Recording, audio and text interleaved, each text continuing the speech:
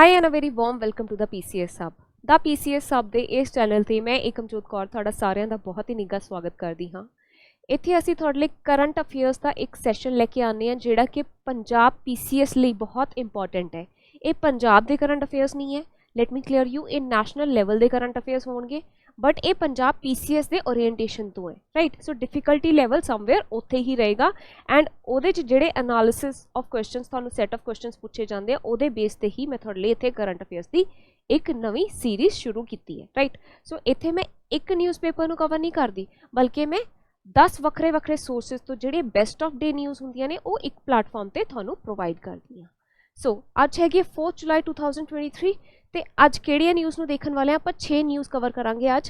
ਪਹਿਲੀ ਨਿਊਜ਼ ਹੈਗੀ business standard ਦੀ, purchasing manager index ਤੇ ਇੱਕ ਆਰਟੀਕਲ ਆਇਆ ਸੀਗਾ ਤੇ ਕੀ ਆਪਣੇ ਇੱਥੇ ਮੈਨੂਫੈਕਚਰਿੰਗ ਸੈਕਟਰ ਦੇ ਵਿੱਚ ਗਰੋਥ ਦਾ ਕੀ ਸਕੋਪ ਹੈਗਾ, ਸੋ ਉਹਨੂੰ ਡਿਸਕਸ ਕਰਾਂਗੇ। ਦੂਸਰਾ ਹੈਗਾ ਇਕਨੋਮਿਕ ਟਾਈਮਸ ਦੇ ਵਿੱਚ ਗਿਫਟ ਸਿਟੀ ਤੇ ਇੱਕ ਆਰਟੀਕਲ ਆਇਆ ਸੀਗਾ, ਇਹਨੂੰ ਡਿਸਕਸ ਕਰਾਂਗੇ। ਉਹ ਤੋਂ ਬਾਅਦ ਦਾ ਹਿੰਦੂ ਤੇ ਰੇਪ ਵਿਕਟਮਸ ਦੇ ਰਿਗਾਰਡਿੰਗ ਇੱਕ ਸਕੀਮ ਆਈ ਹੈ ਸਪੈਸੀਫਿਕਲੀ ਮਾਈਨਰ ਰੇਪ ਵਿਕਟਮਸ ਤੇ ਇਹਨੂੰ डिटेल च देखांगे। सो नैक्सट हैगा PIB ਤੇ ਇੱਕ ਪੋਲੀਟੀਕਲ ਫੰਡਿੰਗ ਨੂੰ ਲੈ ਕੇ ਆਰਟੀਕਲ ਹੈਗਾ ਤੇ ਕੀ ਕਲੌਜ਼ਸ ਹੈਗੀਆਂ ਤੇ ਉਹ ਕਿਹੜੇ ਸੈਕਸ਼ਨਸ ਤੋਂ ਡਰਾਈਵ ਹੁੰਦੇ ਆ ਉਹ ਦੇਖਾਂਗੇ।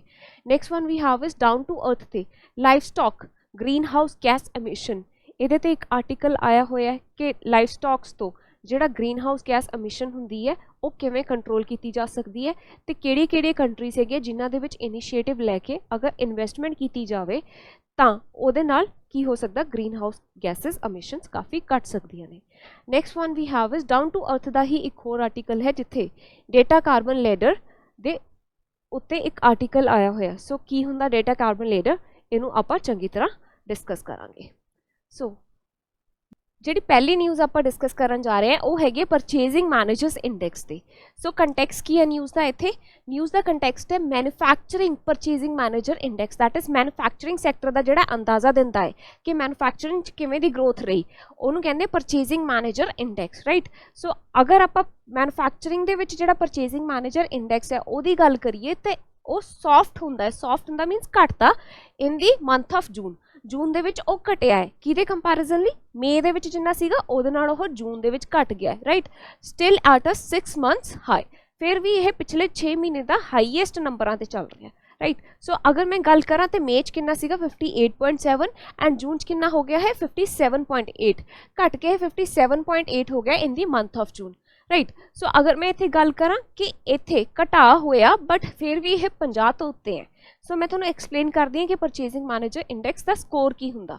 ਆ ਹੈਗਾ 0 ਮੰਨੋ, ਰਾਈਟ, ਤੇ ਇੱਥੇ 100, ਤਾਂ ਅਬ ਜੇ 50 ਹੈ ਤੇ 50 ਤੋਂ ਉੱਤੇ ਚਾਹੇ 60 ਹੈ, ਚਾਹੇ 70, ਚਾਹੇ 80 ਤੇ ਚਾਹੇ 90, ਤੇ ਉਵੇਂ ਹੀ ਇੱਧਰ ਚਾਹੇ 40 ਹੈ, 30, 20, 10 ਜਾਂ 0, ਰਾਈਟ। 50 ਤੋਂ ਉੱਤੇ ਜਿੰਨਾ ਵੀ ਹੈਗਾ ਹੈ ਤਾਂ ਉਹਨੂੰ ਆਪਾਂ ਕੀ ਕਹਾਂਗੇ, ਉਹ ਮਤਲਬ ਕੀ ਦਰਸਾ ਰਿਹਾ, ਉਹ ਦਰਸਾ ਰਿਹਾ ਕਿ ਮੈਨੂਫੈਕਚਰਿੰਗ ਐਕਟੀਵਿਟੀ ਦੇ ਵਿੱਚ ਵਧਾ ਹੋ ਰਿਹਾ, ਦੈਟ ਇਜ਼ ਮੈਨੂਫੈਕਚਰਿੰਗ ਆਪਣੀ ਵੱਧ ਰਹੀ ਹੈ। ਤੇ ਜੇ 50 ਤੋਂ ਇਧਰਲੀ ਸਾਈਡ ਨੂੰ ਆ ਰਿਹਾ ਹੈ ਸੋ ਇਨ ਦੈਟ ਕੇਸ ਆਪਾਂ ਕੀ ਕਹਾਂਗੇ ਕਿ ਮੈਨੂਫੈਕਚਰਿੰਗ ਐਕਟੀਵਿਟੀ ਆਪਣੀ ਕੰਟਰੀ ਦੇ ਵਿੱਚ ਘਟ ਰਹੀ ਹੈ, ਰਾਈਟ। ਸੋ ਆ ਜੇ 50 ਤੇ ਹੀ ਹੈ ਤਾਂ ਇਹਦਾ ਮਤਲਬ ਇਹ ਹੈ ਕਿ ਮੈਨੂਫੈਕਚਰਿੰਗ ਨਿਊਟਰਲ ਹੈ, ਜਿੰਨੀ ਪਿਛਲੇ ਮਹੀਨੇ ਸੀਗੀ ਉਨੀ ਹੈ, ਰਾਈਟ, ਕੋਈ ਗਰੋਥ ਨਹੀਂ ਹੋ ਰਹੀ ਉਹਦੇ 'ਚ। ਇੱਥੇ 50 ਦਾ ਮਤਲਬ ਕੀ ਹੈ, ਜ਼ੀਰੋ ਗਰੋਥ, ਰਾਈਟ। ਤੇ ਜੇ ਮੈਂ ਜ਼ੀਰੋ ਵੱਲ ਨੂੰ ਆ ਰਹੀ ਹਾਂ 50 ਤੋਂ 0 ਮਤਲਬ ਇੱਥੇ ਕੰਟਰੈਕਸ਼ਨ ਹੋ ਰਹੀ ਹੈ ਕਿ ਨੈਗੇਟਿਵ ਹੋ ਰਹੀ ਹੈ, ਰਾਈਟ, ਘਟ ਰਹੀ ਹੈ ਮੈਨੂਫੈਕਚਰਿੰਗ ਐਕਟੀਵਿਟੀ। ਤੇ ਜੇ 50 ਤੋਂ 100 ਵੱਲ ਨੂੰ ਜਾ ਰਹੀ ਹੈ ਤਾਂ ਇਹਦਾ ਮਤਲਬ ਇਹ ਹੈ ਕਿ ਆਪਣੀ ਮੈਨੂਫੈਕਚਰਿੰਗ ਕੰਟਰੀ ਦੇ ਵਿੱਚ ਵੱਧ ਰਹੀ ਹੈ। ਤੇ ਜਿਵੇਂ 50 ਤੋਂ 60 ਦੇ ਵਿੱਚ ਜੇ ਮੈਂ ਗੱਲ ਕਰਾਂ ਜਿੰਨਾ ਇਹ ਡਿਫਰੈਂਸ ਹੈ ਤੇ 50 ਤੋਂ 90 ਦੇ ਵਿੱਚ ਡਿਫਰੈਂਸ ਕਾਊਂਟ ਕਰਾਂ ਤੇ ਜ਼ਿਆਦਾ ਡਿਫਰੈਂਸ ਹੈ ਨਾ। ਸੋ ਜਿੰਨਾ ਹੀ 50 ਤੋਂ ਡਿਫਰੈਂਸ ਵੱਧ ਰਿਹਾ ਉਹਦਾ ਮਤਲਬ ਇਹ ਹੈ ਉਨਾ ਹੀ ਐਕਸਪੈਂਸ਼ਨ ਵੱਧ ਰਹੀ ਹੈ, ਜਾਂ ਇਧਰਲੀ ਸਾਈਡ ਨੂੰ ਅਗਰ ਡਿਫਰੈਂਸ ਵੱਧ ਰਿਹਾ ਤਾਂ ਉਨਾ ਹੀ ਕੰਟਰੈਕਸ਼ਨ ਵੱਧ ਰਹੀ ਹੈ, ਦੈਟ ਇਜ਼ ਉਨਾ ਹੀ ਵਧਾ ਜ਼ਿਆਦਾ ਹੈ ਜਾਂ ਉਨਾ ਹੀ ਘਟਾ ਜ਼ਿਆਦਾ ਹੈ। ਜਿੰਨਾ 50 ਤੋਂ ਇਹਦਾ ਡਿਸਟੈਂਸ ਵਧੂਗਾ ਉਹਦਾ ਮਤਲਬ ਕੀ ਹੋਊਗਾ ਕਿ 50 ਤੋਂ ਡਿਸਟੈਂਸ ਜੇ ਇੱਧਰ ਨੂੰ ਵੱਧ ਰਿਹਾ ਤਾਂ ਮਤਲਬ ਘਟਾ ਵੱਧ ਰਿਹਾ, ਤੇ ਜੇ ਪਰਲੇ ਪਾਸੇ ਨੂੰ ਵੱਧ ਰਿਹਾ ਤਾਂ ਮਤਲਬ ਵਧਾ ਜਿਹੜਾ ਵਾਧਾ ਹੈ ਮੈਨੂਫੈਕਚਰਿੰਗ ਐਕਟੀਵਿਟੀ ਵਿੱਚ ਉਹ ਵੱਧ ਰਿਹਾ, right. So hope this is clear to you. ਤੇ ਜੇ ਮੈਂ ਪਰਚੇਸਿੰਗ ਮੈਨੇਜਰ ਇੰਡੈਕਸ ਦੀ ਗੱਲ ਕਰਾਂ ਤੇ ਇਹ ਮੈਨੂਫੈਕਚਰਿੰਗ ਸੈਕਟਰ ਲਈ ਅਲੱਗ ਤੋਂ ਕੈਲਕੂਲੇਟ ਕੀਤਾ ਜਾਂਦਾ, ਜਿਹੜਾ ਇੱਥੇ ਆਪਾਂ ਮੈਂਸ਼ਨ ਕੀਤਾ ਹੈ ਮੈਨੂਫੈਕਚਰਿੰਗ ਪਰਚੇਸਿੰਗ ਮੈਨੇਜਰਸ ਇੰਡੈਕਸ ਕਿਹਾ ਜਾਂਦਾ ਉਹਨੂੰ। ਤੇ ਇੱਕ ਸਰਵਿਸ ਸੈਕਟਰ ਲਈ ਵੀ परचेजिंग मैनेजर इंडेक्स हुंदा है, राइट। सो जे दोनों नूं कंबाइन कर दिता जाए तो उन्होंने की कहते हैं, आपां उन्होंने कहते हैं कंपोजिट इंडेक्स, राइट। सो एक मैन्युफैक्चरिंग सैक्टर लिए परचेजिंग मैनेजर्स इंडेक्स हुंदा, एक सर्विस सैक्टर लिए तीसरा, दोनों नूं मिला के कंपोजिट परचेजिंग मैनेजर इंडेक्स भी तैयार किया जाता। तो एक कौन पब्लिश करता purchasing manager index? S&P global. एक कंपनी हैगी है जिहड़ी परचेजिंग मैनेजर इंडेक्स नूं तैयार करती है। तो इहनूं IHS मार्केट ए नाम की फर्म ने अक्वायर कर लिया सीगा। सो इन दैट केस दोनों चो कोई भी नाम आ जाए तो थोड़ा ऑप्शन यही होना चाहिए, राइट। सो दोनों ही ऑप्शन करैक्ट ने।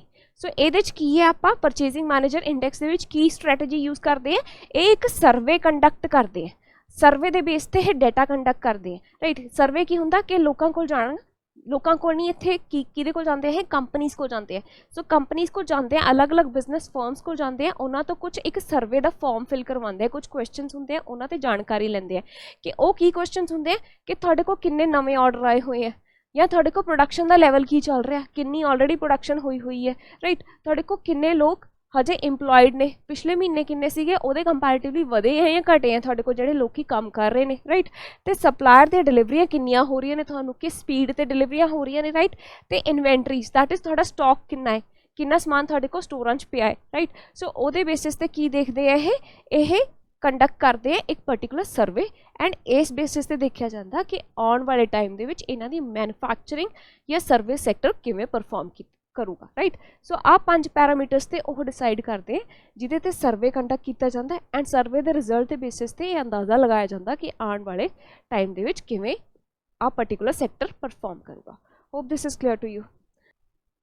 सो अपनी न्यूज़ हैगी है इत्थे गिफ्ट सिटी बारे, बट यह न्यूज़ च आई क्यों है गिफ्ट सिटी? सब तो पहले इसका बैकग्राउंड समझना जरूरी हो जाता। तो बैकग्राउंड च कुछ टर्म्स सीगियां जिहड़ियां न्यूज़ च सीगियां, पर्टिकुलरली 3 टर्म्स सीगियां। पहली हैगी है SGX निफ्टी, राइट। सो दूसरी हैगी है गिफ्ट निफ्टी, ते तीसरी टर्म जिहदी मैं गल कर सकती हाँ वो हैगी निफ्टी। तो जो निफ्टी की मैं गल करा तो सबनों पता ही है थानू कि की हैगी यह निफ्टी, जिहड़ा नैशनल स्टॉक एक्सचेंज है ਉਹਦੇ ਚ ਜਿਹੜੀ टॉप ਦੀਆਂ 50 फर्मां ने वो किवें परफॉर्म कर रही ने, ਉਹਦਾ इंडेक्स है निफ्टी। दैट इज़ अगर वो टॉप 50 फर्म वधिया परफॉर्म कर रही तो निफ्टी उत्ते जाता, तो जे उन्होंने परफॉर्मेंस नहीं सही हैगी तो वह निफ्टी की वैल्यू नीचे आ जाती है। दैट इज़ निफ्टी किनू दर्शाता है?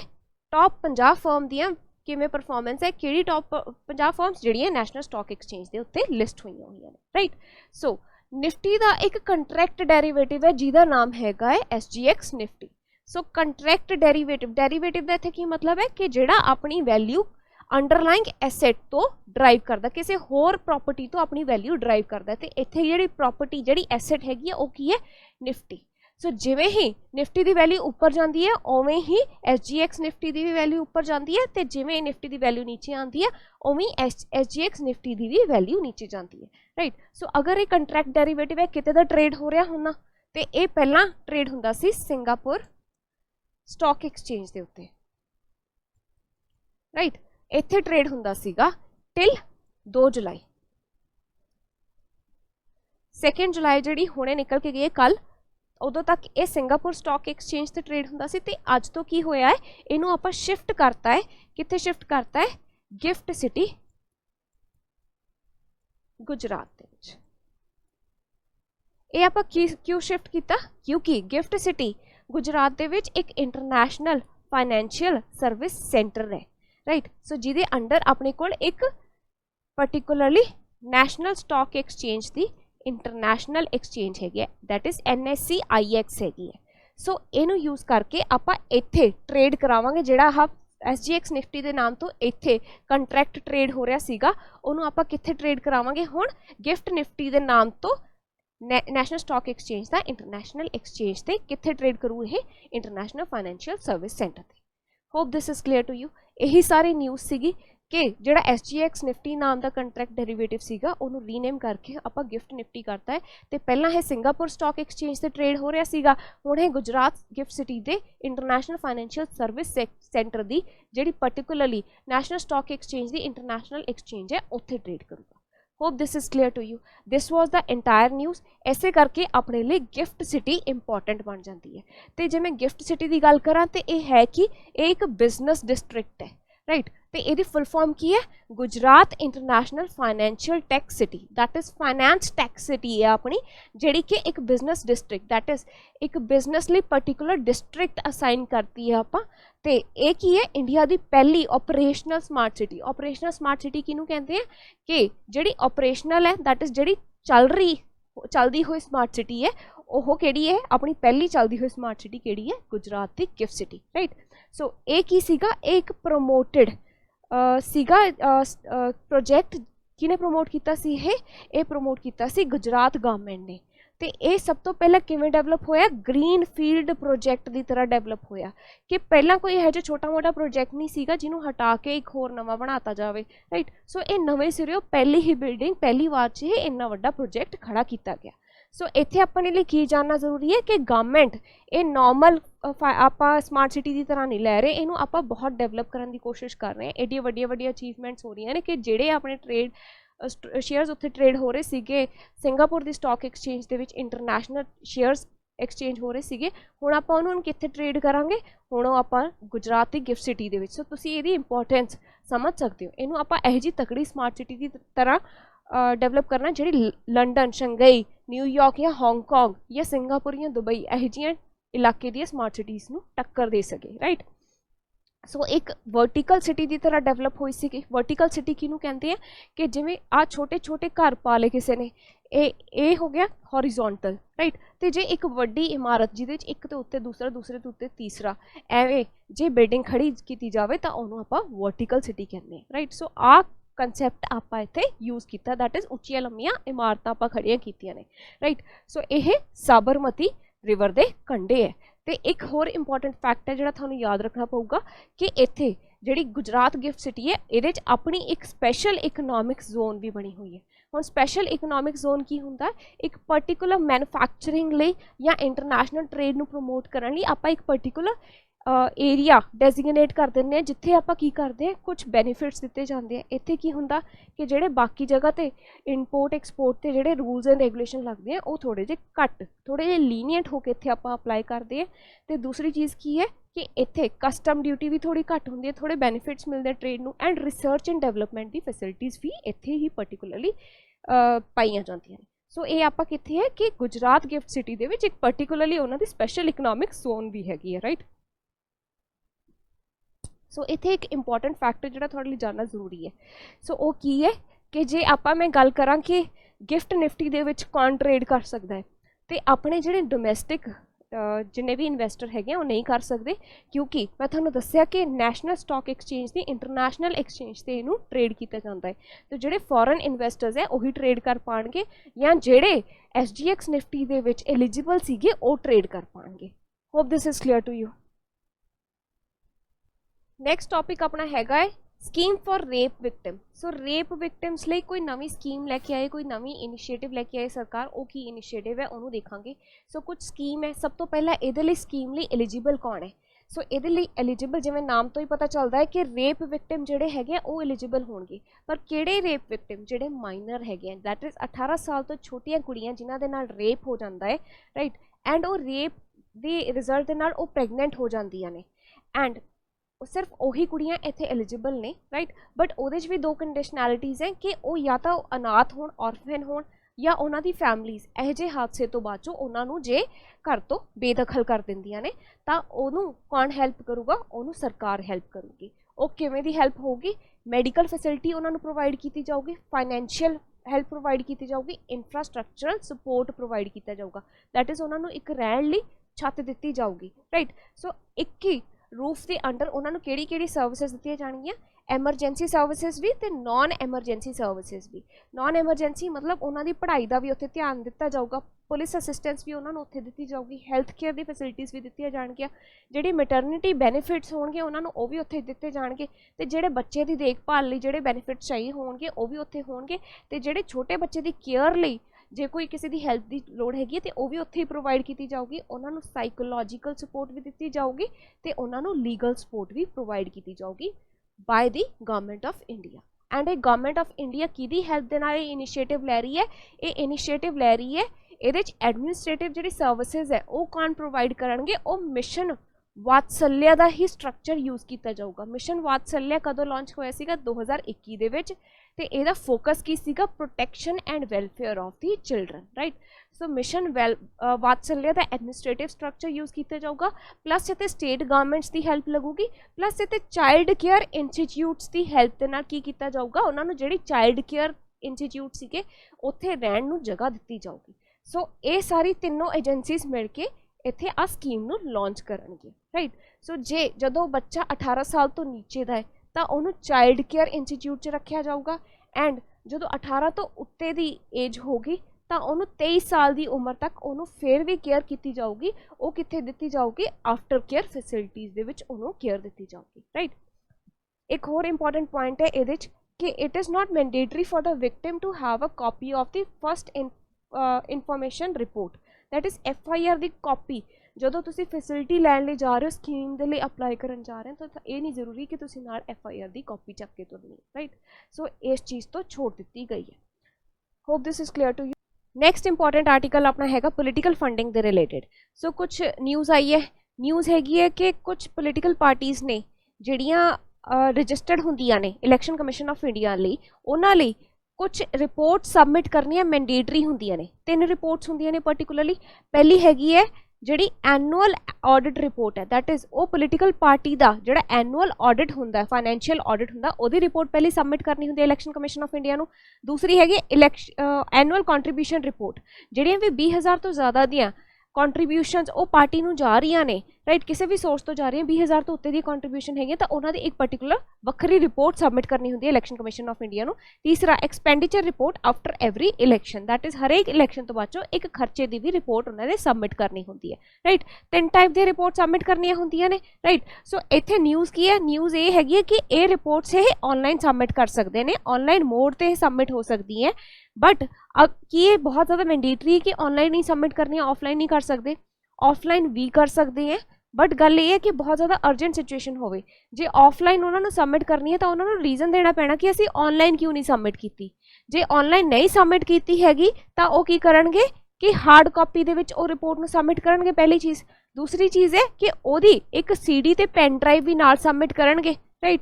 तो इलैक्शन कमीशन नूं होर की करनगे वो कि वो एक एक्सप्लेनेटरी लैटर भी देणगे कि असी रीजन दसणगे कि असी ऑनलाइन मोड दे विच क्यों नहीं सबमिट कर सके, ठीक है।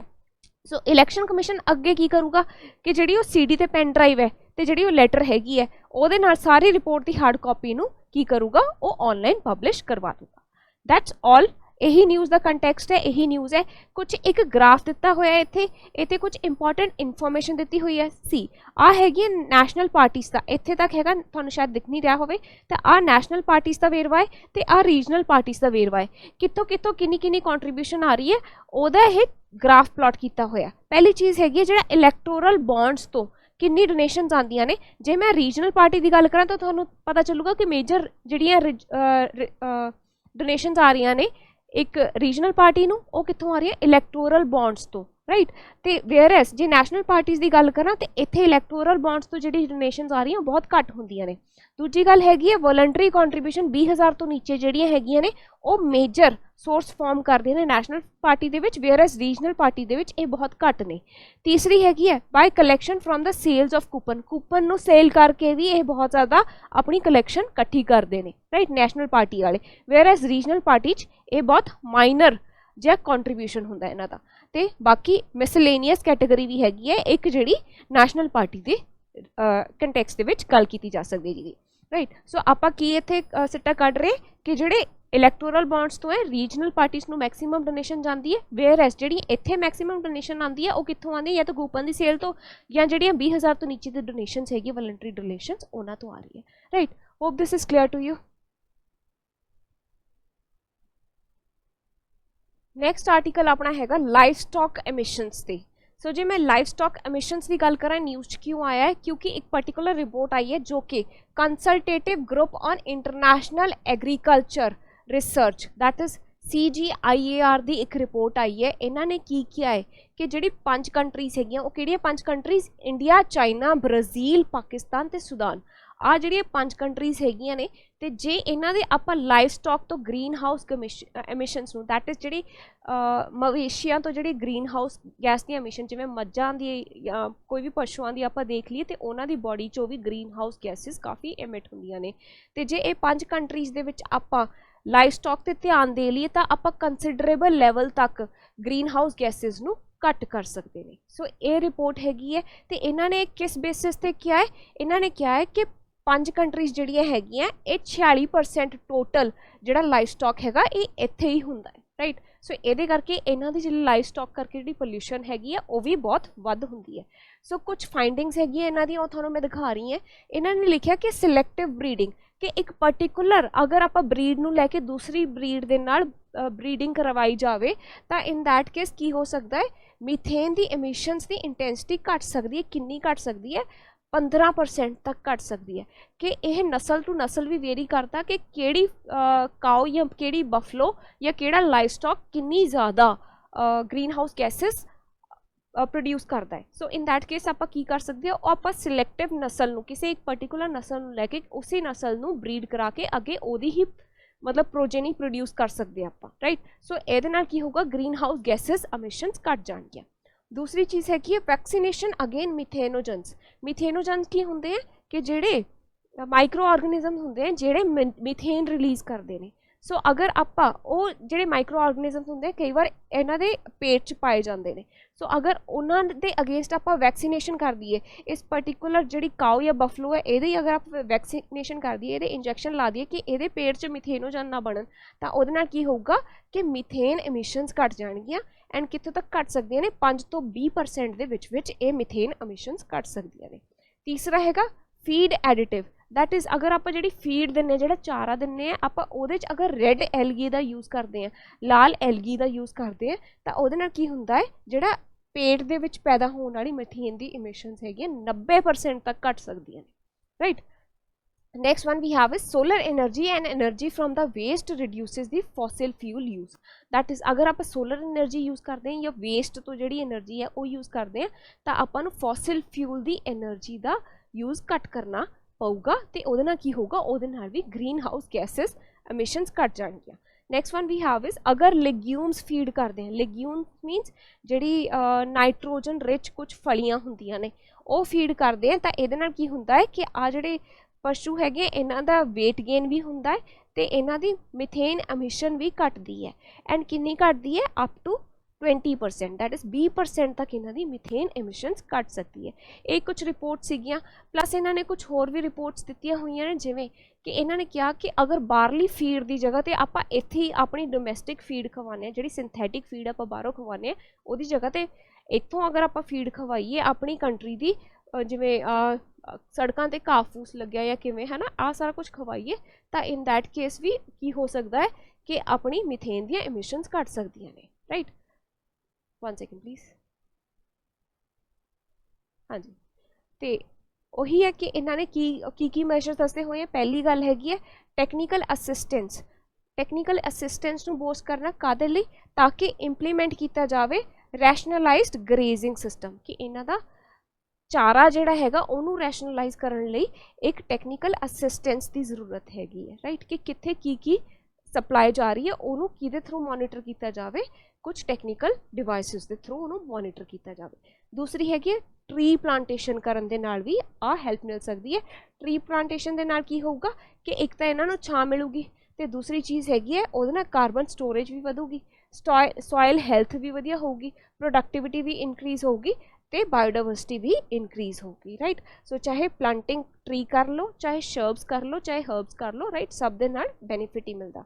तो next one we have is कि लोकली अडॉप्टेड फोरेज प्लांट्स दे नाल की होगा अगर आप लोकली अडॉप्टेड जेडे अपने जंगली घाह फूस हो जाता है तो वो आप की करते हैं कि वो क्लाइमेट स्मार्ट जी आप फीड प्रोवाइड कर सकते हैं दैन कमर्शियल फीड तो राइट। सो यही मैं पॉइंट थोड़ा एक्सप्लेन किया कि जो आप लोकल फीड ज़्यादा प्रैफर करिए दैन बाहरली फीड तो आपको ज़्यादा बेनीफिट हो सकता है राइट। सो आही सारे पॉइंट सीगे that's all for the topic. Next article अपना डेटा कार्बन लेयर के बारे है। सो ये बड़ा इंपॉर्टेंट जो बड़ा वधिया इंटरस्टिंग आर्टिकल लग्या मैनू ਸੋ ਹਜੇ ਤੱਕ ਆਪਾਂ ਨੂੰ ਕਿਹਾ ਜਾਂਦਾ ਕਿ ਜੇ ਤੁਸੀਂ ਗੱਡੀਆਂ ਜ਼ਿਆਦਾ ਚਲਾ ਰਹੇ, ਧੂੰਆਂ ਜ਼ਿਆਦਾ ਕਰ ਰਹੇ ਹੋ, ਉਹਦੇ ਨਾਲ ਹੈ ਨਾ ਲਾਈਕ ਪੋਲਿਊਸ਼ਨ ਕਰ ਰਹੇ ਹੋ, ਸੋ ਉਹਦੇ ਨਾਲ ਕਾਰਬਨ ਐਮਿਸ਼ਨ ਹੁੰਦੀ ਹੈ।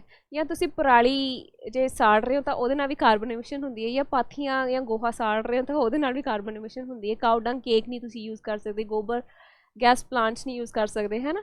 ਸੋ ਹੁਣ ਇਹ ਕਹਿ ਰਹੇ ਕਿ ਡੇਟਾ ਤੋਂ ਵੀ ਕਾਰਬਨ ਐਮਿਸ਼ਨ ਹੋ ਰਹੀਆਂ ਨੇ। ਸੋ ਇਹਨਾਂ ਨੇ ਕੁਝ ਰਿਪੋਰਟ ਸਾਈਟ ਕੀਤੀ ਹੈ ਕਿ ਡੇਟਾ ਸੈਂਟਰ ਜਿਹੜੇ ਹੈਗੇ ਆ ਉਹ 2.5 ਤੋਂ 3.7% ਦੇ ਵਿੱਚ ਕਾਰਬਨ ਐਮਿਸ਼ਨਸ ਕਰਦੇ ਨੇ, ਜਿਹਨੂੰ ਉਹਨਾਂ ਨੇ ਏਵੀਏਸ਼ਨ ਸੈਕਟਰ ਦੇ ਨਾਲ ਰਿਲੇਟ ਕੀਤਾ। ਏਵੀਏਸ਼ਨ ਮੀਨਸ ਜਿੱਥੇ ਫਲਾਈਂਗ ਹੁੰਦੀ ਹੈ। ਫਲਾਈਂਗ ਸੈਕਟਰ ਤੋਂ ਕਿੰਨਾ ਹੁੰਦਾ ਹੈ 2.1%, ਵੇਅਰ ਐਸ ਡੇਟਾ ਸੈਂਟਰ ਕਿੰਨਾ ਕ੍ਰੀਏਟ ਕਰਦੇ ਹੈ 2.5 to 3.7% ਕਾਰਬਨ ਐਮਿਸ਼ਨ ਕਰਦੇ ਨੇ। So that is aviation sector नालों भी वध डेटा सेंटर जिहड़े हैगे कार्बन एमिशन करते हैं। सो ऐसे कार्बन एमिशन नूं चैक करन लई आ डेटा कार्बन लैडर नाम का एक टूल बनाया है साइंटिस्ट ने, राइट। सो इहदे च की होगा कि किन्नी कार्बन एमिशन हो रही है, किस पर्टिकुलर डेटा ने यूज़ करन दे नाल किन्नी कार्बन एमिशन हो रही है, उन्होंने चैक किया जाऊगा किहड़ी कंपनीज कितना डेटा जनरेट कर रही ने एंड उस डेटा तो कितना कार्बन एमिशन हो रहा वो चैक किया जाऊगा इत्थे, राइट। सो कुछ होर स्टैटिस्टिक्स इत्थे दिता गया है, दैट इज़ 2025 तक जिहड़ा ग्लोबल डेटा हैगा वो कितना सरपास कर जूगा, वो सरपास कर जूगा 180 ज़ेटाबाइट्स नूं। सो अगर मैं गल करा ज़ेटाबाइट्स मैं एक्सप्लेन कर दी थानू कितना हुंदा 180,000,000,000,000,000, राइट। सो इन्ना छोटा जिहा डिजिट ही होया कि इन्नियां बाइट्स डेटा जनरेट हो जूगा बाय 2025 आने वाले 2 सालों के, right. Hope this is clear to you. So आप हिसाब ला लो कि कितना डेटा हो रहा जनरेट, कितना नहीं हो रहा।